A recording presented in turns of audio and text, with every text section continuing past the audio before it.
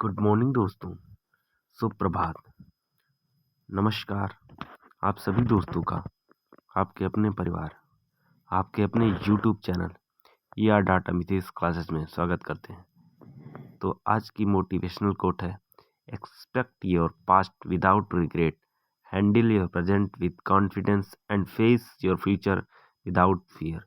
Expect स्वीकार करो अपने पास्ट को और अपनी गलतियों को रिग्रेट किए हुए, हैंडल प्रेजेंट टाइम को हैंडल करो और अपने कॉन्फिडेंस के साथ और फ्यूचर का सामना करने के लिए तैयार हो जाओ बिना डरे हुए।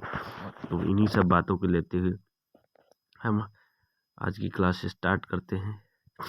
तो जैसे प्रश्न है आपका, कौन सा देश अब दुनिया का तीसरा सबसे बड़ा ऑटो बाजार बन गया है? ये आपको बताना है। कौन सा ऐसा देश है जो दुनिया का तीसरा सबसे बड़ा ऑटो बाजार बन गया है, ये आपको बताना है। तो वो हो गया इंडिया। इंडिया तीसरा सबसे बड़ा ऑटो बाजार बन गया है। जब बात करते हैं दुनिया के ऑटो बाजार के बारे में, तो इस समय जब हम ऑटो बाजार को लेकर डिस्कशन कर रहे हैं तो इससे जुड़े हुए कुछ फैक्ट, जैसे 4.2 मिलियन यूनिट्स। सबसे नंबर 1 पर चाइना है, दूसरे पर यूएस है, तीसरे पर इंडिया है और चौथे पे जापान है। तो सबसे ज़्यादा यूनिट ऑटोमोबाइल की यहाँ पर बनेंगी। तो अगर बात करते हैं, India becomes third largest auto market globally, surplus Japan. Report ये कहती है कि भारत जो है पूरे वर्ल्ड के अंदर उसकी क्या रैंक है, इस चीज़ को वो दर्शाता है। इसी चीज़ को लेकर के हुए जब हम बात करते हैं तो India surplus Japan to become third largest auto market globally, पूरे विश्व के अंदर तीसरा सबसे बड़ा ऑटोमोबाइल के क्षेत्र में सबसे बड़ा मार्केट है, बाजार है। अब इसकी नेक्स्ट स्लाइड के ऊपर आता है। इसमें society of India automobile manufacturing के अनुसार जनवरी और नवंबर 2020 के बीच भारत में कुल 4.13 मिलियन नए वाहनों की डिलीवरी हुई। देश की सबसे बड़ी निर्माता कंपनी मारुति सुजुकी की बिक्री 42.5 लाख यूनिट हो गई है। इसी चीज़ को लेकर के अगली स्लाइड पे आते हैं। ये जापान की नगोया है, जो टोक्यो एक्सरसाइज है वो भी कहाँ की है, जापान की है। Largest island of India Honshu island है सबसे बड़ा, और ये कहाँ है, जापान के अंदर, तो वहाँ पर स्थित है। जब बात करते हैं क्वाड में 4 देश है, इंडिया, यूएसए, जापान और ऑस्ट्रेलिया। जो मालाबार एक्सरसाइज होती है यहीं पे होती है। इंडिया के अंदर सबसे बड़ी कंपनी मारुति सुजुकी है और टाटा मोटर्स है। जापान और रसिया के बीच का कुर्ली आइसलैंड कहाँ पे, जापान और रसिया के बीच। नेक्स्ट स्लाइड के ऊपर हम आते हैं, अगला क्वेश्चन इसी चीज़ को लेकर इससे जुड़े हुए कुछ प्रश्न। पासपोर्ट हैंडलिंग इंडेक्स में जापान पहले नंबर पर रहा था। और जब बात करते हैं स्टील प्रोडक्शन में, इंडिया जो है सेकंड पोजीशन पे रहा था। मिल्क प्रोडक्शन इंडिया पहले नंबर पर। और नेक्स्ट स्लाइड के ऊपर हम आते हैं, इसी स्लाइड को लेकर के जब हम बात करते हैं तो नेक्स्ट स्लाइड है नेशनल बर्ड्स डे 2022। जब बात करते हैं तो नेशनल बर्ड्स डे 2022। अगला प्रश्न है, राष्ट्रीय पक्षी दिवस हर साल किस दिन मनाया जाता है? तो ये आपको प्रश्न बताना है। ये प्रश्न है कि नेशनल बर्ड डे आप कब सेलिब्रेट करते हो? तो ये आपको प्रश्न, इसका क्या करना है, इसका आपको रिप्लाई करना है। तो बात करते हैं नेशनल बर्ड्स डे 2022, इसको हम कब सेलिब्रेट करते हैं? तो बात करते हैं ये आपको 5 जनवरी को, Christmas bird day count 2002। National bird day 5 जनवरी को, क्योंकि इस दिन क्या हो, नेशनल बर्ड डे इसलिए मनाया जाता है क्योंकि ये क्या करता है, पूरे के पूरे इकोसिस्टम को बैलेंस करता है। इस चीज़ को लेकर के इसको हम नेशनल बर्ड डे सेलिब्रेट करते हैं। 5 जनवरी को नेशनल बर्ड डे सेलिब्रेट किया जाता है। एवरी ईयर, प्रत्येक साल को 5 जनवरी को नेशनल बर्ड डे सेलिब्रेट किया जाता है। इसका ऑब्जेक्टिव ये होता है तो कैसे इकोसिस्टम को बैलेंस करना है, इसको चीज़ को लेकर हम नेशनल बर्ड डे को सेलिब्रेट करते हैं। इसके बाद इससे 5 जनवरी को राष्ट्रीय पक्षी दिवस मनाया जाता है। राष्ट्रीय पक्षी दिवस हर साल 5 जनवरी को मनाया जाता है। उद्देश्य ये होता है पारिस्थितिकी तंत्र में छोटे ट्वीट्स के मूल्यों के बारे में लोगों को जागरूकता पैदा करना। अमेरिकी मूल का राष्ट्रीय पक्षी दिवस 2022 में हमने उद्घाटन कार्यक्रम के बाद 5 जनवरी को प्रतिवर्ष मनाया जाता है और इस विशेष दिन को चुना गया क्योंकि 5 जनवरी वार्षिक क्रिसमस बर्ड डे काउंट दिन होता है। यह वार्षिक राष्ट्रीय अवकाश संयुक्त अमेरिका में काफ़ी समय से मनाया जाता है। इसके बाद अगली स्लाइड के ऊपर इसी में आते हैं। 4 जनवरी को वर्ल्ड बी डे मनाया जाता है और अमूल फाल्कन का 7th एडिशन मणिपुर में आयोजित किया गया है। सेब्रियन क्रेन डे राजस्थान में। और बात करते हैं ग्रेट नोट इंडिया मनाया जाता है 5 जनवरी को विजन डे। और बात करते हैं और 5 अक्टूबर को नेशनल डॉल्फिन डे मनाया जाता है। तो ये कुछ इम्पोर्टेंट प्रश्न थे इससे जुड़े हुए। अगली स्लाइड के ऊपर आते हैं। जैसे ये आप जान सकते हो कि नेशनल बर्ड डे कब सेलिब्रेट किया जाता है। नेक्स्ट है प्रश्न, केंद्रीय स्वास्थ्य मंत्री डॉक्टर मनसुख मंडाविया ने किस वर्ष तक देश के काला बाजार को खत्म करने के लिए उच्च स्तरीय बैठक की अध्यक्षता की है? 2023 तक काला जार को खत्म करने। तो इसको मलेरिया को 2030 तक खत्म करने की घोषणा की है और टीबी को 2025 तक खत्म करने की घोषणा की है। ये आप जान सकते हो। इसके साथ कुछ इम्पोर्टेंट करंट अफेयर जुड़े हुए। जो family welfare doctor Mansukh Mandaviya chair high government to review elimination of kala azar from country by 2023। 2023 तक इसको खत्म करने की गारंटी ली है। ये बैठक की थी मनसुख मंडाविया ने। स्वास्थ्य मंत्री ने 2030 तक देश को काला जार खत्म करने के लिए उच्च स्तरीय बैठक की अध्यक्षता की। केंद्रीय स्वास्थ्य मंत्री मनसुख मंडाविया ने 4 आर्थिक राज्यों बिहार, उत्तर प्रदेश, झारखंड और पश्चिम बंगाल में कालाजार बीमारी की स्थिति की समीक्षा की और एक उच्च स्तरीय बैठक की अध्यक्षता की। उत्तर प्रदेश, बिहार, पश्चिम बंगाल और झारखंड के राज्यों के स्वास्थ्य मंत्रियों के साथ एक बैठक की अध्यक्षता की ताकि राज्यों में कालाजार रोग के उन्मूलन की प्रगति की समीक्षा की जा सके। उच्च स्तरीय बैठक के दौरान केंद्रीय स्वास्थ्य मंत्री ने 2030 से जानलेवा बीमारी को खत्म करने की खिलाफ लड़ाई में केंद्र के पूर्ण समर्थन का आश्वासन दिया है। इसके बाद अगली स्लाइड के ऊपर आते हैं। फिशाई और SCO culture capital longest cruises cleanest city at Ganga जैसे आपको बात करते हैं, तो इसमें आपको ध्यान रखना है। तो अगली स्लाइड के ऊपर के हम होकर के आते हैं। अगली स्लाइड की बात करते हैं। तो इससे जुड़े हुए कुछ प्रश्न थे जो आपको बताने हैं, जो आपके कहीं ना कहीं परीक्षा में पूछे ही जाते। 7th परसई दिवस will be hosted and which place? ये आपको बताना है कि 7th परसई दिवस कहाँ पे सेलिब्रेट किया गया है। MP इंदौर आपका कहाँ पड़ता है? मध्य प्रदेश के अंदर इसको सेलिब्रेट किया गया था, इसको मनाया गया था।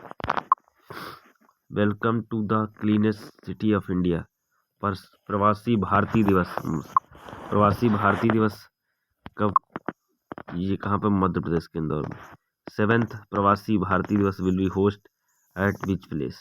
तो यहाँ पर MP में मध्य प्रदेश में इसको सेलिब्रेट किया गया है। तो यहाँ पर MP मध्य प्रदेश में इसको सेलिब्रेट किया गया था। 7th प्रवासी दिवस कहाँ पे? MP मध्य प्रदेश में इसको सेलिब्रेट किया गया था।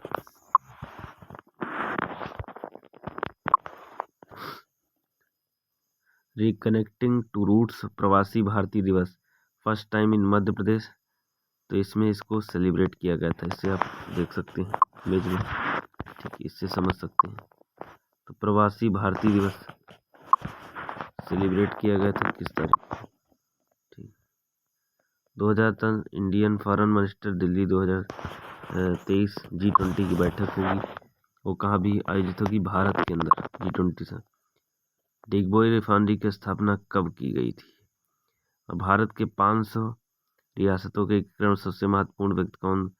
बेहतर सरदार वल्लभ भाई पटेल। किस शासक ने राजधानी दिल्ली से देवगिरी स्थापित की थी? ये आपको बताना है, ठीक है, तो ये प्रश्न कमेंट बॉक्स में कमेंट करके आप जरूर बताइए कि आपकी कहाँ स्थापित की गई थी। मेगास्थनीज के शासनकाल में भारत आया था। और प्रकाश वर्ष का मात्रक क्या है? Light year. बैंकों की सुरक्षा की संस्थान किस द्वारा की जाती है? बैंक का ऋण बारे में बात करता है। ठीक, तो जैसे बात करते हैं मेगास्थनीज किसके आया था दरबार में, आपको बताना है, जिसने इंडिका नामक पुस्तक लिखी है। ये चंद्रगुप्त मौर्य के दरबार में आया था। मेगास्थनीज के बारे में जब बात करते हैं, ये हमारे कृषि मंत्री हो गए नरेंद्र सिंह तोमर। नेक्स्ट प्रश्न है, केंद्रीय कृषि और किसान कल्याण मंत्री नरेंद्र सिंह तोमर ने किस राज्य में 3 दिवसीय पूर्वोत्तर कृषि कुंभ 2023 का उद्घाटन किया है? ये आपका मेघालय में इसका उद्घाटन किया है। ये इसका उत्तर हो गया प्रश्न का। तो जब बात करते हैं union minister Narendra Singh Tomar inaugurated national कृषि कुंभ 2023, ये आप कहाँ पे आयोजित किया गया? तो ये आपको बताना है। तो ये आपका जो आयोजित किया गया था, ये कहाँ पे आयोजित किया गया था? ये मेघालय में। मेघालय की कैपिटल क्या है? शिलोंग। तो वहाँ पर इसका आयोजन किया गया था। शिलोंग है यहाँ पर, वहाँ पे इसका आयोजन किया गया था। नेक्स्ट स्लाइड के ऊपर हम आते हैं कि नरेंद्र सिंह पूर्वोत्तर में कृषि कुंभ 2023 का उद्घाटन किया। केंद्रीय कृषि एवं किसान कल्याण मंत्री नरेंद्र सिंह तोमर ने मेघालय में 3 दिवसीय पूर्वोत्तर कृषि कुंभ 2023 का उद्घाटन किया है वहाँ पे। नेक्स्ट प्रश्न है, आप देख सकते हो आईसीसी अनुसंधान परिषद के 50वें स्थापना दिवस समारोह में भाग लिया। केंद्रीय मंत्री कृषि के विकास पर योगदान देने, पहचान बनाने के लिए, उसको प्रोत्साहित करने के लिए कई प्रगतिशील किसानों को पुरस्कार भी प्रदान किए हैं। इसके बाद अगली स्लाइड के ऊपर आते हैं। इस आयोजन से मेजबान संस्थान और उसके क्षेत्रीय केंद्रों के साथ साथ आईसीआर संस्थानों के 102 स्टॉलों के माध्यम से हाल ही प्रौद्योगिकियों का लाइव प्रदर्शनी की जाएगी वहाँ पे। तो उसके थ्रू आपको क्या चीज़ों के बारे में पता लगेगा। मेघालय के बारे में, इसकी कैपिटल क्या है? शिलांग। चीफ मिनिस्टर है कोरांड संगमा और गवर्नर है BD मिश्रा। इसको एडिशनल चार्ज दिया गया। ये क्या है? मेघालय। मेघालय का यहाँ पर देख लो आप क्या है? शिलांग। यहाँ पर इसका क्या क्या आयोजन किया गया। नेक्स्ट प्रश्न है, किस शहर की पुलिस ने 2021 के सर्वश्रेष्ठ पुलिस इकाई का पुरस्कार जीता है? नागपुर की पुलिस ने सर्वश्रेष्ठ इकाई का पुरस्कार जीता है। तो वहाँ पर सबसे बेस्ट पुलिसिंग की, जैसे लास्ट टाइम कहाँ पर जीता था द बेस्ट प्राइज? सदर बाजार न्यू दिल्ली, इसने पुरस्कार इस चीज को जीता था। Jalan Nagpur police one the best police unit award Maharashtra, सबसे बेस्ट पुलिस अवार्ड इन्होंने जीता है। लास्ट साल कहाँ जीता था? दिल्ली ने जीता। महाराष्ट्र में जालना जिला पुलिस और नागपुर शहर पुलिस राज्य में 2021 के सर्वश्रेष्ठ पुलिस इकाई पुरस्कार जीता है। यह पुरस्कार कानून और व्यवस्था बनाए रखने के लिए सामुदायिक पुलिसिंग और प्रशासन को विकसित करने के विभिन्न वर्गों के तहत दिया गया है। अतिरिक्त पुलिस महानिदेशक कुलवंत सरंगाल के अनुसार जालना पुलिस को क्लास ए और नागपुर पुलिस को क्लास बी में पुरस्कार दिया गया है। भारतीय दंड संहिता के 61वें कम मामलों वाली पुलिस इकाई को इस श्रेणी में रखा गया है, जबकि 6100 से अधिक IPC मामलों वाली पुलिस इकाई को क्लास बी में वर्गीकृत किया गया है। तो ये आपको इसमें रिप्लाई कमेंट बॉक्स में रिप्लाई करके बताना इसमें रखा गया है। तो कहीं ना कहीं इस प्रश्न का आपको क्या करना है, इस प्रश्न का कमेंट बॉक्स में उत्तर करके बताना है इसको कब रखा गया है। इसके थ्रू आप इसको समझ सकते हैं।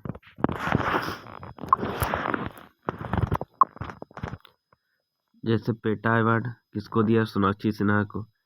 यूनेस्को अवार्ड किसको दिया गया है? ये एंजेला मर्कल जर्मनी की है। और मिस यूनिवर्स इसको दिया गया है ये आपको बताना। मैक्सिमम एज ऑफ सुकन्या योजना पार्ट्स ऑफ 21 साल हो गई।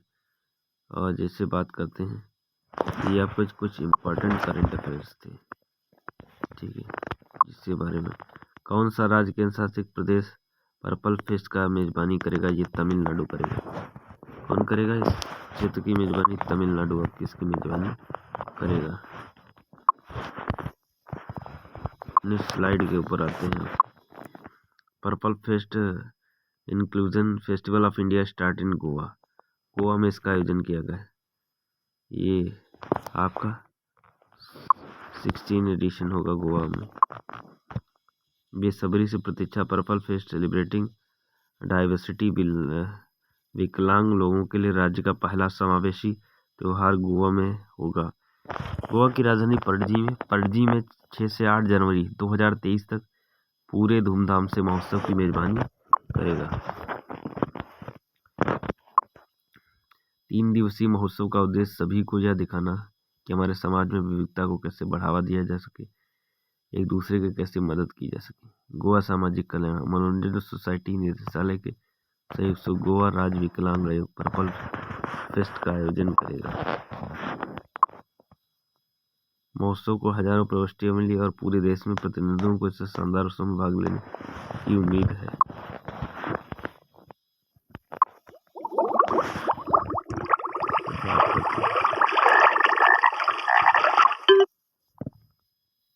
लोसार फेस्टिवल लद्दाख अरुणाचल प्रदेश, सगरदवा सिक्किम लोसांग में, अम्बुबाची मेला असम में, कामाख्या देवी टेम्पल में, द्री फेस्टिवल अरुणाचल प्रदेश और मौसू फेस्टिवल नागालैंड। अगली स्लाइड के ऊपर आते हैं। तो ये कुछ बिहू फेस्टिवल असम में, हॉर्नबिल फेस्टिवल नागालैंड में मनाया जाता है। G20 शिखर की बैठक कहाँ होगी? ये आपकी होगी न्यू दिल्ली के अंदर 2023 इंडिया के अंदर, दिल्ली के अंदर।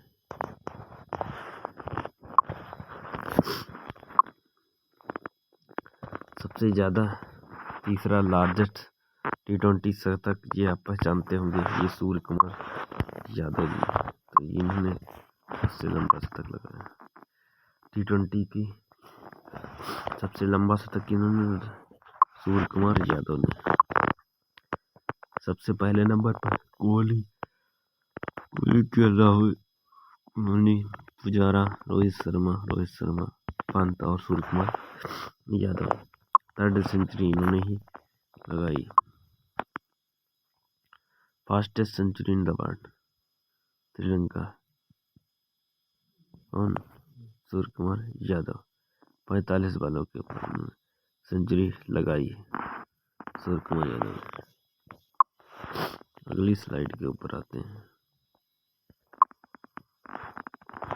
तो आप देख सकते हैं स्लाइड के ऊपर सूर्य कुमार।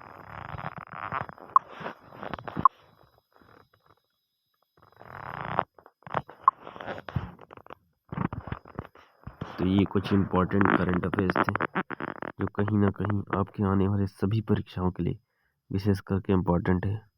यही सहयोग, प्यार, अपना डेडिकेशन इस परिवार, इस यूट्यूब चैनल या डाटा मितेश क्लासेस के ऊपर बनाए रखें। मेहनत, लगन और ईमानदारी के साथ पढ़ाई करते रहिए दोस्तों, और कंटिन्यू करते रहिए। जय हिंद, जय भारत दोस्तों, और वंदे मातरम।